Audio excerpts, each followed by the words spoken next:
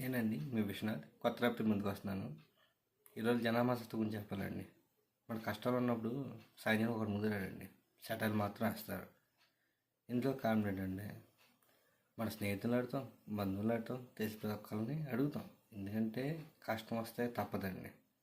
Highlight ఏంటంటే అడిగితే tight నడుస్తుంది, ప్రజెంట్ మా పరిస్థితి బాగోలేదు, ఇది ఇచ్చే పరిస్థితి లేదు, ఇలాంటి కబుర్లు వస్తాయి. కాంబినెంట్ తెలుసండి, కోడి పందాలకు వెళ్ళి డబ్బులు పట్టుకోవడం మాత్రం డబ్బులు వస్తాయి. సింపుల్ చెప్తాను కదా, ఎందుకంటే సాయంత్రానికి ఎవడు ముందు రాడు. అదే వ్యసనాలతో పెట్టమని మాత్రం ప్రతి ఒక్కరి దగ్గర డబ్బులు ఉంటాయి.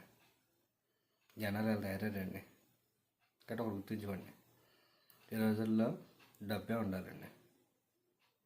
అది ఎలా సంపాదించాలో ముఖ్యం కాదు, జనాల దృష్టిలో డబ్బు సంపాదిస్తే చాలు. వాటికి రాత్రిపూట నిద్ర పడితే తెలియదు, తప్పుడు దారి సంపాదించేవాడికి.